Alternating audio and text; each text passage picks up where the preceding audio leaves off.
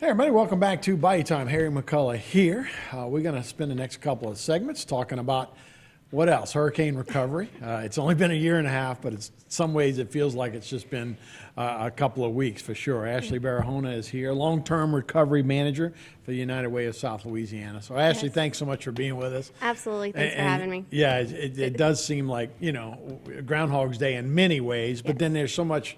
We're making progress in so many other ways. Definitely. But long-term recovery, what does that mean? And you want to talk about BAR, right? Correct. Yeah. So every time I come on air as a guest, it feels like I'm talking about something different each and every time.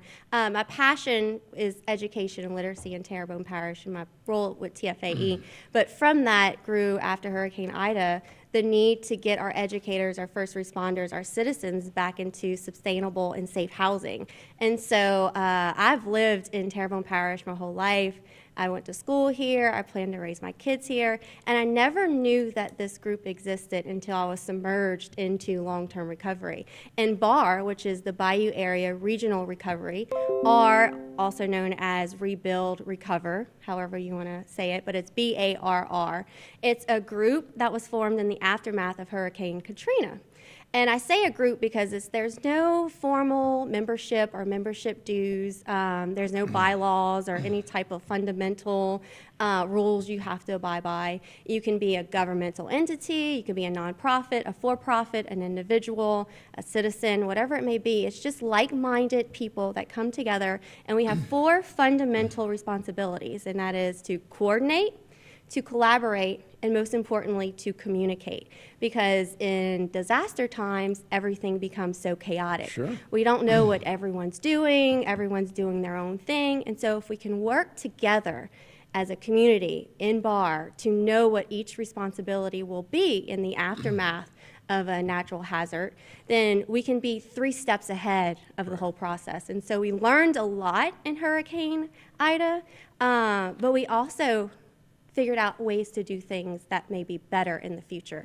So BAR, it covers Terrebonne and Lafourche Parish, also St. Mary and Assumption, and we bring in the conversation Grand Isle residents as well, because we do know that they are part of Jefferson Parish, Sure. but they work, they shop, they relate to the Bayou area, and so they are also part of the BAR conversation. We also learned in the experience that there's 3 phases to recovery. There's 3 kind of phases to that, and that is relief, response, and then recovery. And what we learned is that the more time you spend in the first 2 phases, relief and response, you can add that to years in recovery. So we estimate we spent about 3 to 4 months in relief and response. So we can estimate that we'll probably spend 3 to 4 years in the recovery process. So this long-term recovery Oh, yeah, process you can feel it. is not going to be a sprint, but it's going to be a marathon. And I like what you're talking about, that you can be anybody, right? Because look, even like my companies, like how can we help? We got to help. We got to do something. We got to send boots on the ground. We got to send resources. And everybody wants to do that. I mean, everybody's deal not from here, but it's the coordination, because then you're overwhelmed at some places. I mean, we had a crew went to Dulorge, and like, we don't really need anything. Yes. Maybe bring it to Chauvin or something. And, Absolutely. And that's the coordination you talk about, because everybody wants to help out, but then you see people that don't get anything. Correct. So the coordination would help in that regard. And one of the biggest things we learned through Hurricane Ida was that exact thing you just mentioned. A lot of our residents in certain areas were overlooked while other areas were getting bombarded. So we have about 212 members of BAR, Bayou Area Regional Recovery, and we meet once a month through Zoom or in person, and we just talk about those things. What, in recovery, what do we plan to do? What is it that we're currently doing? And other things such as, are we currently doing a distribution? What type of upcoming community events are going on?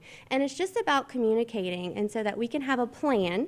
And we know plans change, especially in the aftermath of a natural occurrence. If you have a distribution set up with your church, where will that location be? But let's say your church is demolished for a hurricane or a tornado or whatnot. What's your plan B? So that we know as a community what can we expect and what can we help make happen in the light of a natural All right, disaster. 2 things. So BAR, how do you become a member, and how do you get help from BAR? So you really don't have to become a member Right, any kind of right, way, that's but what I'm saying. you could just email me Right. directly, and I can put you on the contact list, and you can start being part of those conversations once a month. So you can email me at info at uwsla.com, and we can put you on the distribution email list, and you can get up-to-date information as far as what's going on in the community events, and then also be part of the conversation in our meetings once a month Right. via Zoom or in person. Right. No, that's awesome. So what's the biggest deal now? And we're going to spend a little more time on that, but what are you guys looking for right now? So our biggest challenge coming into, right after Hurricane Ida was basically getting a plan together, collaborating. Everybody wants to do their own thing. Every organization has a certain project they want to do or complete, but one thing that we've learned is that if we work together, we can really spread the limited amount of resources we have more efficiently throughout the community. So we're looking for other organizations that would like to join.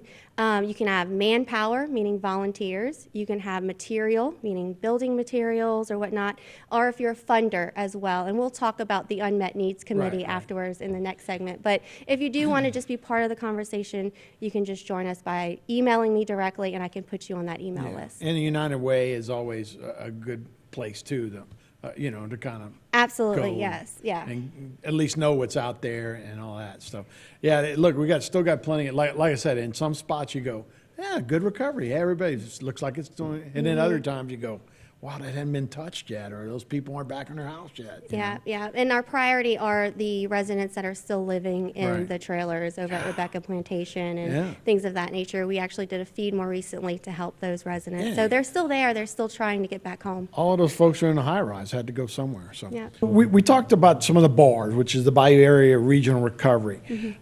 Let's talk about some of the unmet needs. And we talked a little bit about some of the housing needs, but there's, I'm sure, a lot of unmet needs. Right? And that's where Absolutely. you guys are trying to organize. Correct. So the Bayou Area Regional Recovery Group is that big collaboration of all the nonprofits, faith-based, non-faith-based, that we talked about in the first segment. From BAR comes the Unmet Needs Committee, correct? So the Unmet Needs Committee is made up of 3 different types of individuals or organizations. You can either be a funder, meaning you have money to help with projects. You can either have manpower, meaning you have volunteers to help with the ongoing projects or the unmet needs.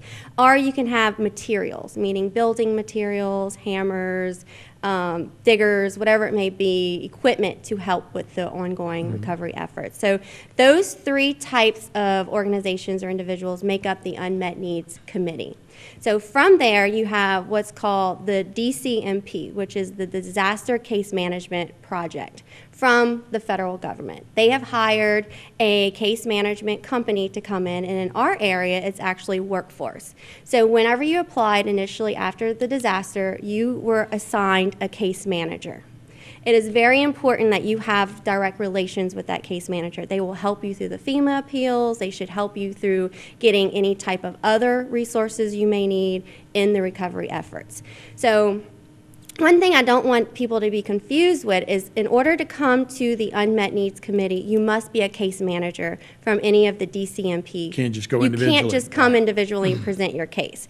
So your case manager knows exactly what funding you received, exactly what FEMA funding you've gotten, or any type of restore, or any insurance claims, or anything like that. So they will come to the Unmet Needs Committee and present your case to what's made up of those 3 types of manpower, money, or material.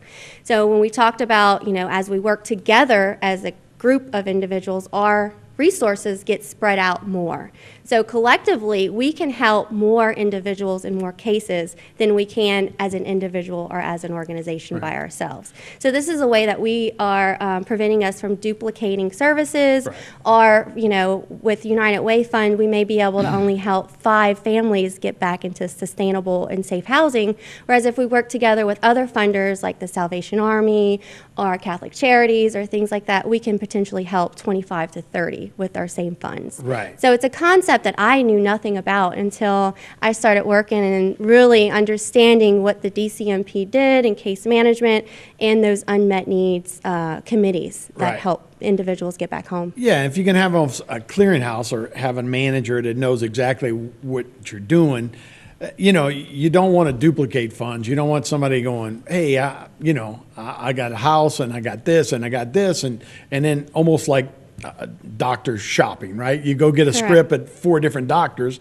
and suddenly you might get yourself in trouble. Correct. Same with this. You don't want somebody going to different. You need to know what you're qualified for and what you receive. Yes, yes, and not just that, you know, as a nonprofit, we have a small pot of money, and we want to make sure that that small pot of money gets Right. used in the most efficient and effective, and it goes a long way, because we know that there are a lot of people out there still struggling to Sure. get home. And But then you got a neighbor next door going, wow, Yes. why is this house raised and I'm exactly, still dealing with this, right? exactly. So if you understand, and I think education and knowledge of the whole process is key. A lot of people get frustrated because there are a lot of misinformation, incorrect Mm-hmm. information out there in the community. And so I think if you get the correct information, the process becomes a little bit less frustrating. Right. If you understand Right, it. and it is a bit of a bureaucracy in some, but we are dealing with the, federal government and Correct. local governments and Correct. trying to tie it all in together. for Right. And I sure. think the most important thing to understand is that your case manager is the one that presents your case to the Unmet Needs Committee,